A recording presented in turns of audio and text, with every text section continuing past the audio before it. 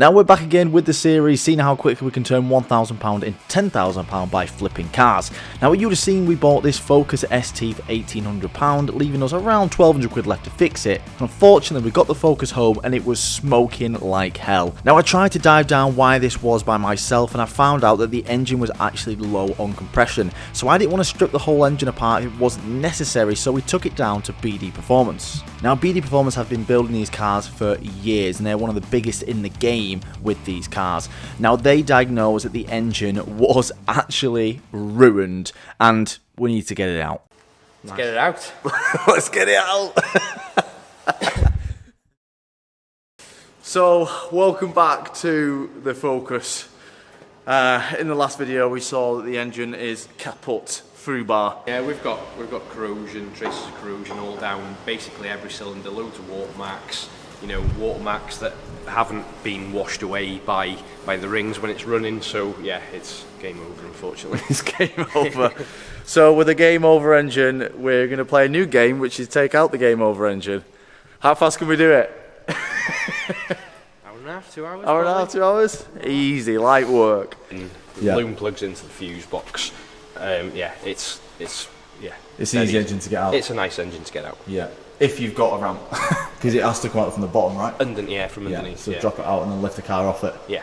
Nice. Right, cool. Let's do it. So first of all, we're going to start stripping down the front of the car and the top of the car to get the engine ready to come out. And while we're doing that, I'm going to go over how the hell I'm still actually going to be able to make any profit on this. Now, we all pretty much knew that this was probably going to be the outcome of that the engine was probably not going to be fit for purpose. So BD did actually have a backup plan there on hand of a second-hand engine ready to go in. Now, I never actually contacted BD for this. I actually was asking them how much are these cars worth to break, because I honestly thought that would have been my only option to make money on the car. But BD stepped in, said bring it up, and said that they were more than happy to help me out with the budget that I had. So this is where I told them I only had £1,000 left in the budget, and you can probably guess the engines that they sell there second hand are a lot more than £1,000.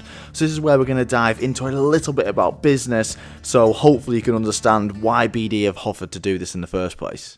Businesses need to spend money on marketing, that's just how it works, and it's quite hard to spend money on marketing and get to a target audience. This is why you see so many adverts on YouTube, and that's because advertisers can pick and choose what sort of videos they want. They can look at the target audience and they can pump money into YouTube, and it's a great way of advertising to said target audience. That's the coolant. This looks like dirt. I know the bucket wasn't perfectly clean, but that's not good. But it's pretty grim. I'd say it's probably had the K-seal or something like that to try and mask the problem at some point. I would say very It's almost like glittery as if it's had an additive or something. Yeah. This is why you see a lot of YouTubers getting things for free or promoting things, not because people want to help them out or people want to be cool with the YouTubers, it's because it financially makes sense to the business. And this is why they've agreed to do this for me for £1,000 so I can stick within the budget. They've said, look, we're going to get some good exposure from the videos, we'll get to keep your old engine which we can use for a forge build, and you're a cool guy, come down and spend a couple of days with us. I'm not actually lying, that's exactly what they said. You can go message me if you don't believe me. But now also saying that, what they have done here is way more than I am worth as an advertising asset. They've gone above and beyond here, and I definitely don't expect this, and I do appreciate this, and I think this is because I've known BD for around 4 or 5 years, and I am actually really good friends with them. But it still doesn't take away from the fact, however grateful I am, because without them in this, I would have seriously been fucked. So now we need to get the drive shafts out so we can actually get them away from the gearbox so we can drop the gearbox. So we've got to take off the headlight leveler, the ball joint over here, the drive shaft cradle thingy-majig. Luckily the hub nut's already out, and hopefully nothing will give me too much trouble.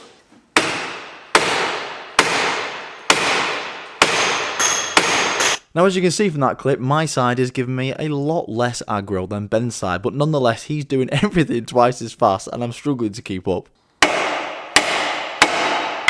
As you can see him just standing there watching me as he's completely done his side, and I'm still on the lower ball joint. Okay. Nice.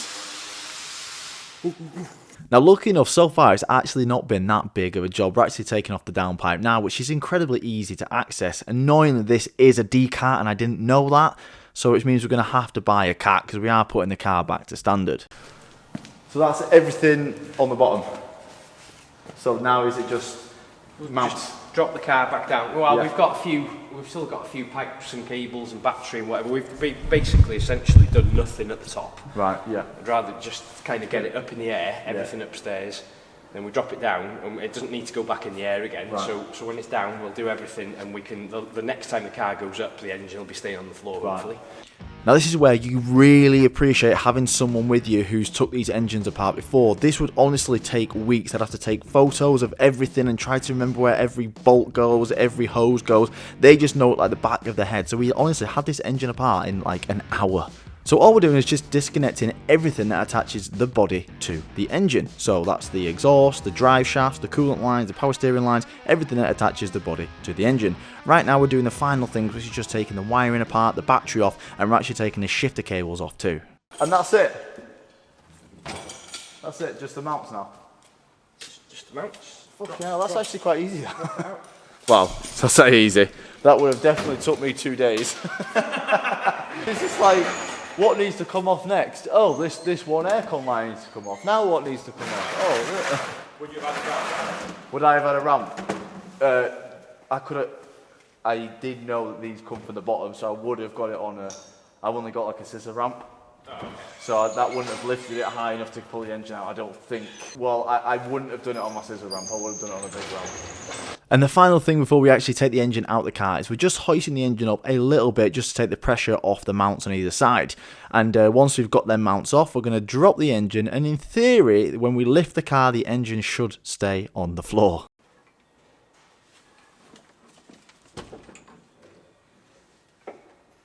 Just sit on the mat with it as it is. Yeah, if we just lift the car slowly now. Yeah.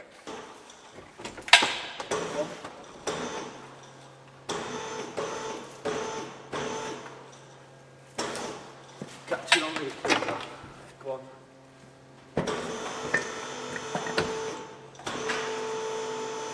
Okay, now then. Yep. I'll do the honours, shall I?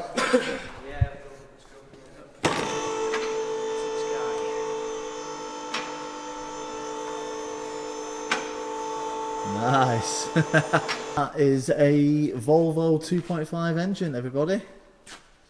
Nice. So what we're going to do now is well, I'm guessing we're going to have to strip all the stuff off it, like the turbo and all that anyway. Yeah, everything's going to be stripped off it. So, and then we're going to take the head off and see exactly what's gone wrong and what's caused it and how bad it actually is. So let's get stripping some things off. Now this part of the job is by far the most time consuming. We have to take absolutely everything off this engine and transfer it over to the new engine because it's just a bare engine. That means all the turbo, all the coolant lines, all the wiring, absolutely everything on this engine now needs to come off. The reason we came here as well is because BD have got engines ready to rock and roll, ready to go. And so have these been block modded? These are ready block modded, yeah. Ready to go, ready to lift straight in. So we're going to be taking one of these ones and putting this in the Focus. So what BD do is they find these second-hand engines and they overhaul them completely. So they'll strip them all apart, they'll check the top ends, check the bottom ends, they'll block mod them, new head gasket, new water pump, new cam belt. It's basically a new engine, but which isn't a new engine. So you can see how I'm getting an amazing deal here for them giving me one of these while still in the budget. So please, the least we can do is just go over to Instagram and just give BD Performance a follow. That would just show that they're not hugely wasting their time. Well, this is also good for them to showcase that many people actually need this on this Focus. This is a very big issue, and BD Performance have engines there ready to go if you're stuck in a situation where you need a new engine. They'll supply you one which is completely overhauled, and they'll even fit it for you, which is very rare for a company to offer that. So this is an engine that you've stripped apart and redone and built up, and to an extent, yeah. We don't strip, we don't take the con rods off the crank or anything like that. as long as they've come out of a good running car. We strip the sumps, we clean it all out, make sure, you know, you obviously can't feel any play in anything. We'll strip the heads off, make sure all the liners look good. We'll do a block mod, we'll sort of give the head a good clean up, and put it back together, new cam belt, water pump, everything like that, so it's as refreshed as it can be without being a fully reconditioned engine, because you start getting into the realms of and the costs of, you might as well forge it at that point, do you know what I mean? Right, so now what we're going to be doing is we're going to be building up the engine again, basically just the reversal of what we did to the other engine. We're going to be cleaning up everything as we can, so some things are just going in the parts washer, like the oil filter housing and the oil cooler and stuff like that. And we've also got new gaskets for everything as well, so we've got new manifold gaskets, intake gaskets, got new belts, new O-rings, everything that needs new O-rings. Now this is going to be the tricky bit, because I have no idea where anything goes, and I'm going to be constantly asking where everything's go, because taking things off is easy, putting things back on isn't as easy. So now it's time to build the engine back up, and of course we're putting some new spark plugs in, because once we took out the other engine, we're full of oil. Now we are reusing the old parts off the other engine, like the VVTi controls and stuff like that, but we are going to be using new O-rings and new gaskets. And all the parts that took off, we're going to be fully cleaning up and inspecting everything along the way as well.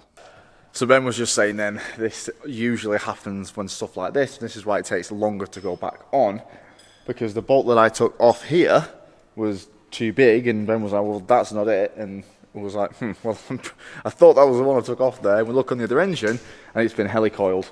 So now we need to find one of them bolts. Now this is one of the best things about coming to a specialist. If you need replacement bolts or replacement hoses or anything, they've got them lying around, and usually tons of them. And not only that, BD have gone above and beyond, and they want to put this engine as clean as possible and as back to as stock as possible as it was. So we're replacing all the crap hoses, and we're actually installing a new stud kit for the manifold as well. So it's a new exhaust manifold gasket. We can now put the turbo and the manifold back on, and we can use this weird tool, which I'm not quite sure what it does, but it makes a beep when it's at the right tightness, which is strange. I'm not quite sure what it is. And any parts that didn't come on my original engine, BD have gone upstairs and actually found it. So it's going to be as stock as possible. So a good example here is the heat shield. It never actually came with one on my engine, but we've put one on for this one. We're going to be putting the gearbox back on, and the clutch on and the flywheel on. We're going to be reusing the flywheel and the clutch that came out of it, because they're literally brand new. I don't think they've done any miles whatsoever. Ben was saying it might have been a good idea to put an RS clutch in, but I can't afford it. So we're going to just put the standard ST clutch back in the flywheel, but we're not going to, it's going to go, I'm probably going to put it back to a standard map, so it'll be absolutely fine. Would an ST clutch be fine for like a remap, say when people remap these to like 260 or whatever? Yeah, it'd be okay at that level. It's like, they're still okay. If the clutch is in good condition, they're still alright at like 300. But when you start getting to 300 on a clutch that's done 40, 60, 80,000 miles, they start slipping really quickly. Right. It's just that cost-wise, an ST clutch is actually more expensive to buy. So when you do the job, it's just a no-brainer. Yeah. But if it's gone to, I don't know, somewhere that doesn't deal with the car regularly, they're not going to know that. They're going to give the motor factors a reg, and they're going to get the right clutch for that reg, aren't they? Which is an ST clutch, so it's just one of them. When I did get this car off my friend's dad, he did say he put a brand new clutch and a brand new flywheel in it when they put this second-hand engine in. Unfortunately for them, they probably didn't know that the second-hand engine was ruined, but lo and behold, there is a clutch and a flywheel that I can reuse. So, wins and losses, guys, wins and losses. So, it's the end of the day today, and we've got the engine pretty much all built up with the gearbox on, clutch on, flywheel on, etc. So, it's pretty much ready to go in the car. So, tomorrow we're going to have it in the car, running, and hopefully running. But I'm absolutely knackered. Honestly, I am absolutely knackered. How you guys do this every day? That's a lot of work, man. That is a lot of work. I'm ready for a sleep. I mean, I don't think it helped that I was in Liverpool last night and I'm a little bit hungover. That probably is the case, yeah. And also, I thought Hannah was being really nice. I walked outside and she was cleaning my E30, not my E30, sorry, my X5. I thought, oh my god, I'm gonna have a clean X5 for the way home. This is gonna be really nice. Until I realised that their hose wasn't long enough, so she can only do one fucking side. So this is my X5 right now. For fuck's sake, I wish she didn't even bother. But it's like, I actually forget how nice the X5 actually is. Like, it's actually in good condition, you know?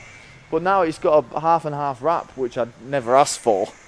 So, I mean, like, thanks, Hannah. Thanks for cleaning half the car.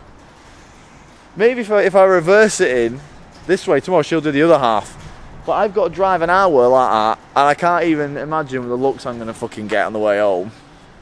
So, I mean, thanks for cleaning half my car, Hannah. So come back for the next episode where we strip down my bad engine to see exactly what happened and what caused it. Oh God. And also to see if the new one actually runs. We ready?